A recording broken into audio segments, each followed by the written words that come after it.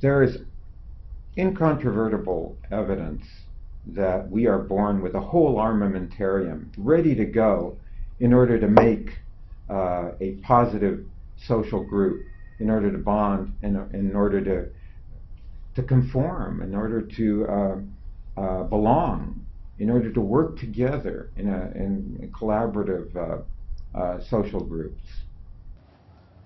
I'm a behavioral neurologist, and we take care of patients who have frontotemporal dementia, which is an unusual illness that affects the social brain. They present with a disturbance of social interpersonal behavior.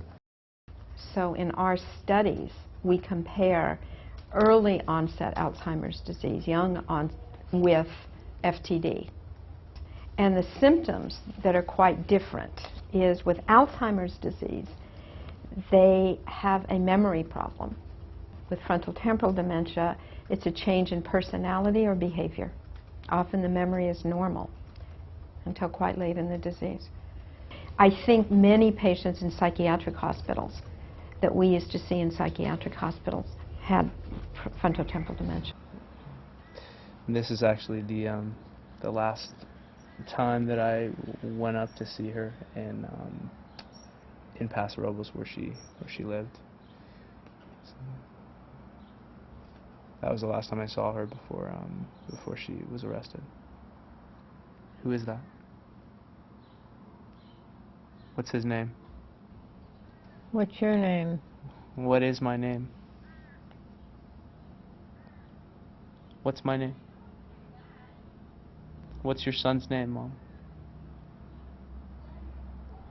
These patients are usually missed. They're off in their social behavior. They may stand too close.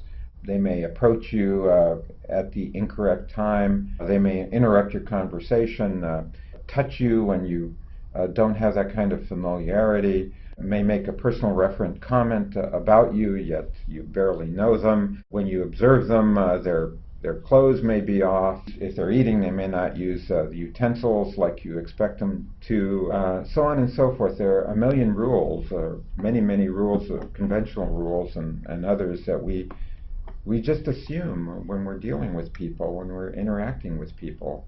When they violate these rules, that's what makes you aware that there's something wrong. It started the small changes in her personality. She began telling obvious mistruths. She seemed to not be emotionally affected. Money was a big problem. She was 56, 55.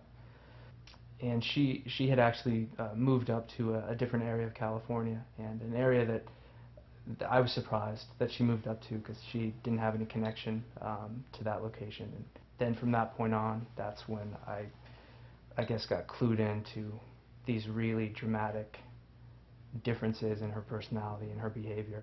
I didn't know what to do with her. She wouldn't get help. She seemed normal in some ways and not in others.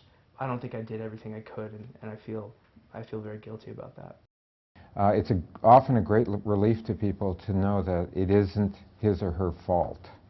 They are having, perhaps for the first time, extramarital affairs. They are for the first time mismanaging their business. They are for the first time not responding empathically to their loved ones. All of these distressing things are really because there's something wrong with their brain. It's a disease that almost nobody, I don't think almost nobody has heard of. But when you're affected by it, it consumes, as I'm sure any disease does, but it consumes your entire life, and it's so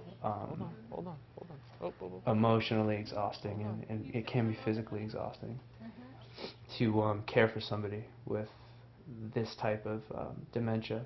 It's just difficult to explain that difference between, the mainstream, dementia that everyone has heard about, Alzheimer's disease, and this rare type of dementia that when you're involved with it, it just becomes this huge tidal wave.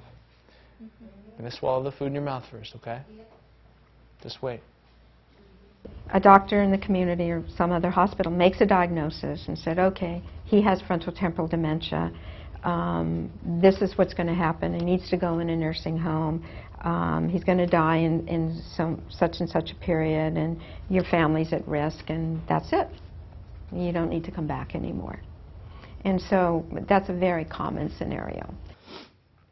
But I'm just, the point is that I appreciate these moments with her, and whether they're sad or funny or just boring, just sitting there with her, I try to appreciate everything.